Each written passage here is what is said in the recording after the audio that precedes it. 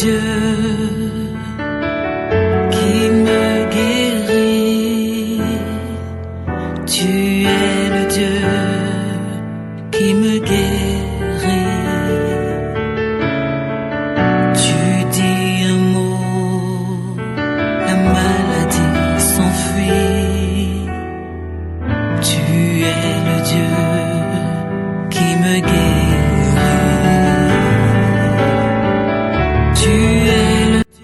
Va et enseigne les nations est une émission conçue et réalisée par le ministère chrétien des vrais adorateurs pour l'édification du corps du Christ. Orateur, prophète Constant Onsa.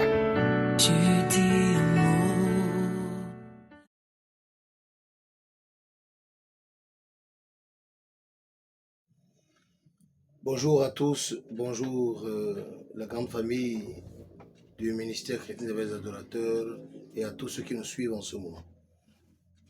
Sur le numéro de ce jour, nous voudrions quand même discuter avec vous du fameux sujet de l'orientation sexuelle et toutes les déclinaisons qu'il y a par ces temps dans la société et tout ce que nous observons aujourd'hui comme déviance ou comme nouveaux comportements à adopter désormais. Qu'en dit la Bible et que devions-nous savoir de tout ce qu'il y a comme orientation sexuelle aujourd'hui?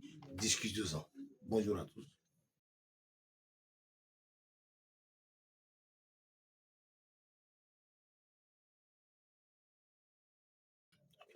Donc vous savez déjà, je dois revenir d'abord sur le thème orientation sexuelle pour expliquer quelque chose à quelqu'un. En fait, au regard de tout ce qu'on appelle aujourd'hui évolution du monde sur le plan social, on parle aujourd'hui des libertés. Et donc cela porte à croire que l'humain est libre de faire de son corps d'abord ce qu'il veut.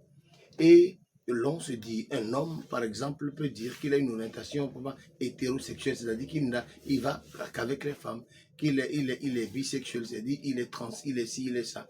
Et l'on croit que l'on est libre de pratiquer la sexualité que l'on veut, compte tenu d'une certaine liberté, d'une certaine fausse liberté que l'on nous vend. Vous savez, ce que je voudrais faire comprendre à tout le monde, dans le respect de tous nos frères et sœurs qui sont dans cette communauté-là, c'est quoi? En fait, on n'est pas venu ici par nous-mêmes. D'abord, et je dois quand même retourner un peu dans l'histoire pour dire aux gens que tout ça a commencé à partir du moment de la notion de vie privée. De la notion de vie privée, à partir de ça, on veut nous faire comprendre que votre vie, vous avez votre vie privée, vous êtes libre de faire dans le privé ce que vous voulez. Et que cette liberté qui parle pour vous, qui parle pour vous, est une liberté auquel personne ne pourrait vous porter de jugement. Donc, quand on a fini de clôturer maintenant cette notion de vie privée, on peut foutre tout dans cette notion de vie privée. Et auquel cas, lorsque vous parlez aujourd'hui, on est en droit de porter plainte contre vous parce qu'on dit que vous avez porté un jugement sur les gens. Et aujourd'hui, on dit non, que l'un n'est pas non. Et le seul verset que tout le monde connaît, c'est que tu es qui es-tu pour juger les autres? Et que donc les jugements porter les porter vers quelqu'un, c'est déjà se prévaloir d'une certaine moralité et l'on estime que l'on est meilleur que les autres, alors que ce n'est pas ça. Vous savez, déjà à partir de la notion où l'on parle d'orientation sexuelle, je vais d'abord expliquer à tout le monde d'abord que pourquoi on n'a pas parlé d'orientation de vie? C'est cette notion maintenant aujourd'hui qui a amené, le fait de savoir que nous pouvons choisir notre orientation sexuelle, qui permet déjà aux gens de croire, de choisir même des animaux de compagnon comme conjoint de vie. Parce que simplement nous avons choisi de donner une certaine orientation à notre vie sexuelle. C'est ça qui aujourd'hui qui donne tout ce que nous observons, que nous pouvons appeler déviance ou choix personnel. Maintenant, vous savez, il est urgent pour nous, religieux, puisque je suis à la tête d'une communauté qui est connue, et je voudrais rappeler aux uns aux autres d'abord qu'il urge pour nous de parler de cette notion, d'expliquer aux plus petits qui nous écoutent, d'expliquer aux plus grands qui nous écoutent, d'expliquer à un jeune qui nous écoute, qu'est-ce que c'est réellement en fait. Je vais vous dire simplement que à un certain âge, des gens choisissent quand même de ne pas aller qu'avec des hommes. Des hommes choisissent d'aller avec des femmes choisissent d'aller avec des femmes comme elles. Des hommes choisissent d'avoir des hommes comme époux. Et aujourd'hui, on est encore allé plus loin où on parle déjà de mariage et tout ça. Les gens ne savent pas que toute cette ouverture qu'ils ont dans leur esprit désormais répond à un plan de stérilité, à un plan de réduction de la population que des cercles spirituels bien déterminés ont lancé à coup d'argent. Et vous allez constater que cela trouve, cela trouve sa paix, cela trouve sa gloire dans toute société qui souffre, qui est dans le manque, dans le besoin. Parce que c'est des communautés où beaucoup d'argent se brassent là-bas de l'autre côté. Et quand vous faites ces choix-là profitent à certaines personnes, pour certains rituels, pour certaines choses. Parce que des gens savent que pour des rituels bien déterminés, pour des rituels, ces ritualistes savent que avant de pouvoir réussir, il faut quand même déjà pervertir certaines personnes. Parce que c'est un ministère pour eux. Lorsque vous voulez atteindre un certain niveau, lorsque vous voulez atteindre un certain niveau, sur le plan social, vous voulez atteindre des objectifs, il est impérial pour vous de commettre ces abominations-là. Et là, il faut bien convaincre quelqu'un. Donc, il faut bien y mettre beaucoup d'argent avant que la personne, puis qui était déjà auparavant dans la misère. Parce que demandez-leur, aucun d'eux ne vit dans la paix. Je parle de la conscience. Ils savent de quoi je parle. Aucun d'eux ne vit dans la paix. Parce qu'il y a ce qu'on appelle, ce qu'on affiche sur les réseaux sociaux. Il y a la vie que l'on affiche sur les réseaux sociaux, mais il y a ce qui se passe à l'intérieur de vous. Et vous savez, il fut un temps, lorsqu'on dit enculé, c'est pour vous insulter. Mais aujourd'hui, l'enculé, c'est le mot sexuel. On vous encule. Le mot sexuel, aujourd'hui, c'est un mot sexuel, le mot sexuel choisi par des gens et vivre comme ça. Ils se font enculer. Avant, c'était, on vous insulte par ce mot. Aujourd'hui, c'est devenu presque officiel. Et ce n'est plus de la moquerie. Ce n'est plus une insulte. C'est pour ça que je veux dire, il urge pour nous de voir, est-ce que de dire à l'enfant, aux jeunes qui nous écoutent, est-ce que tout ça c'est normal? C'est pour cette raison que nous avons choisi ce thème-là aujourd'hui pour d'en parler, pour quand même éclairer les uns et les autres par rapport à ce sujet.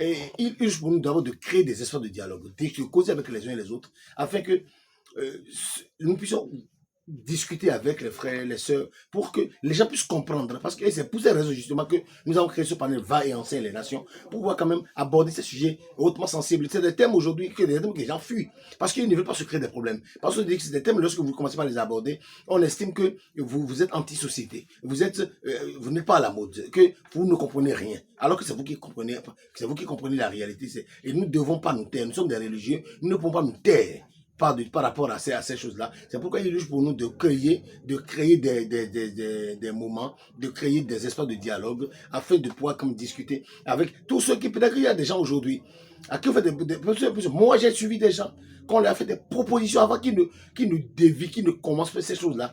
On a dû leur faire des propositions mirobolantes pour quelqu'un qui traînait déjà dans la rue. Et vous lui parlez d'une relation sexuelle qui va lui rapporter 500 000, 300 000 par acte. Vous voulez que la personne fasse quoi? Il y a une vie de pareil. Il veut aussi avoir un iPhone. Il veut aussi pouvoir louer un appartement quelque part. Il veut aussi avoir un nom dans la société. C'est comme ça, au prix de tout ça. Au prix de leur personnalité. Les jeunes aujourd'hui, ça donne massivement ça. Nous voyons le phénomène qui a pris de l'ampleur en Côte d'Ivoire. Et nous avons vu que ça prend aussi de l'ampleur actuellement au Nigeria. Au Bénin, ça prend déjà. Parce que cela fait le nid. Vous savez, la misère fait le nid à ces déviances-là.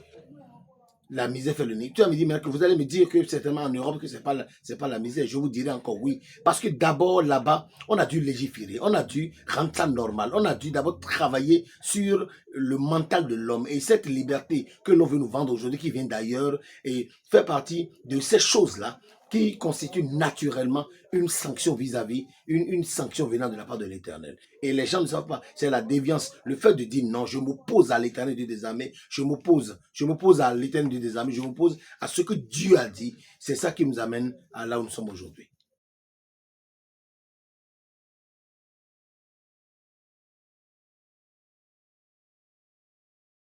Très bien. La parole de Dieu est contenue dans un seul document qu'on appelle la Bible.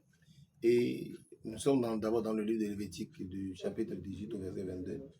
Et qui dit précisément ceci: tu ne coucheras pas avec un homme tel qu'on couche avec une femme. Cela signifie clairement quelque chose, que c'est une abomination. Mais moi, je ne suis pas là pour juger les uns les autres, pas du tout. Je suis là pour faire un éclairage.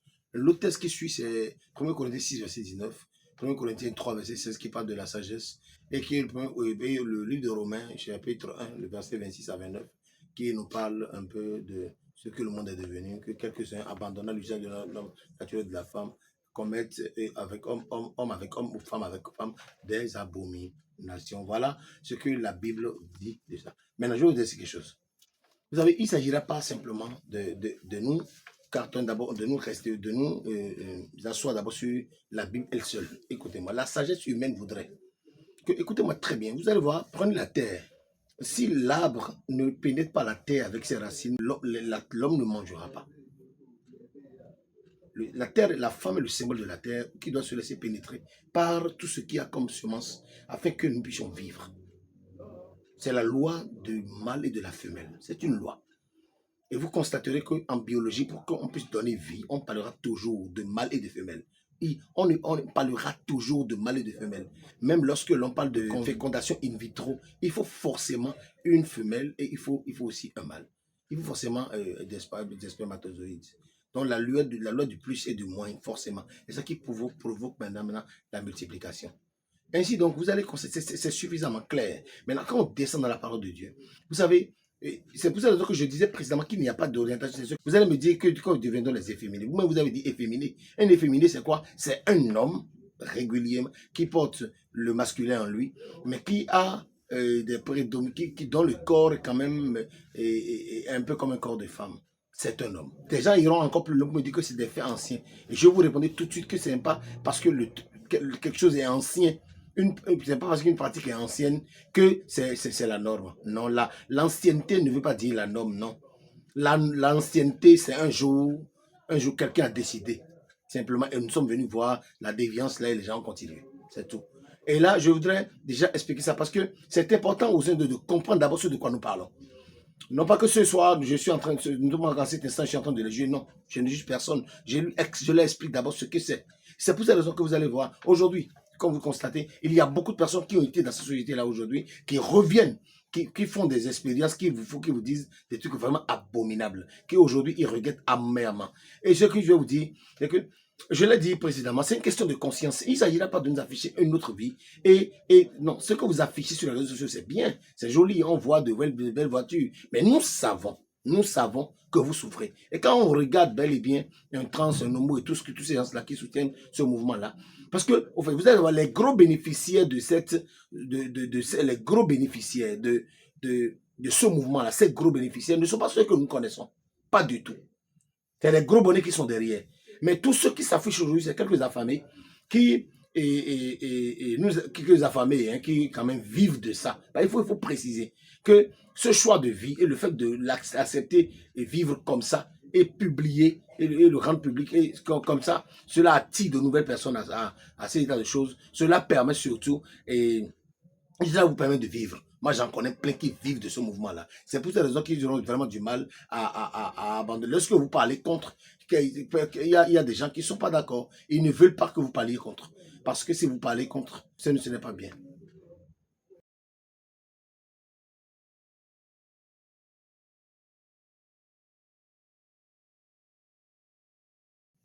L'interprétation des textes bibliques.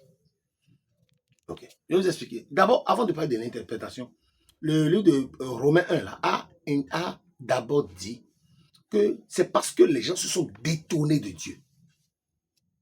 Vous allez constater quelque chose maintenant. On fait tout. On fait tout pour vilipender les pasteurs. On fait tout.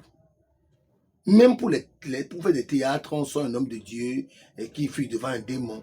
Il faut tout faire pour quoi? Je vais vous expliquer. Désacraliser le sacré.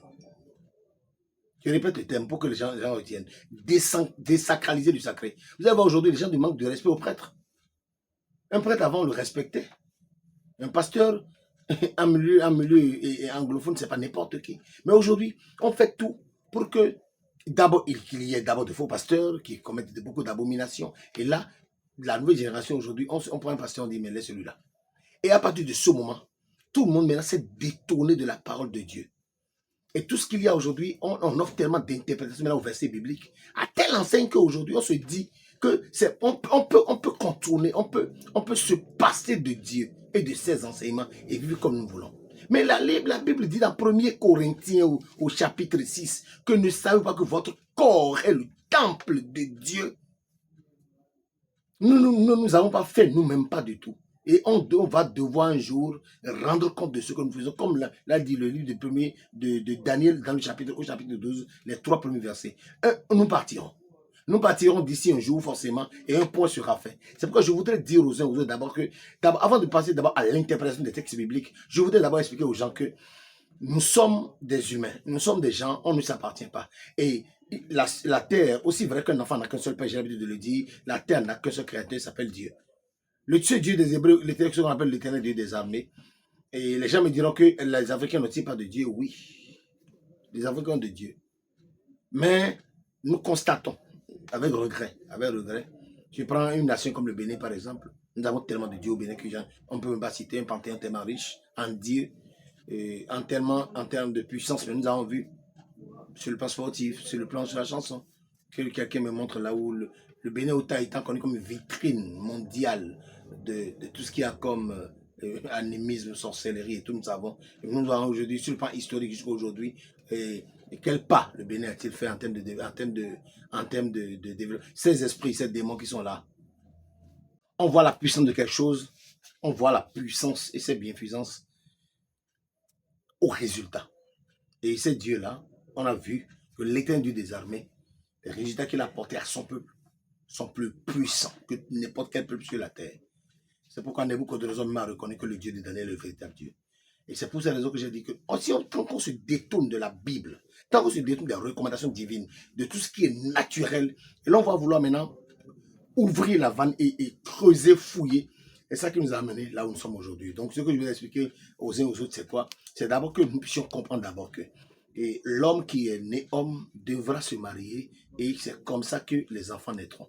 Mais à partir du moment où l'on parle de vie privée, on peut dire que la science, et on peut faire concevoir des enfants in vitro. On peut prendre une femme, on parle de mère qui conçoit, mère reproductrice. On parle des dons de sperme.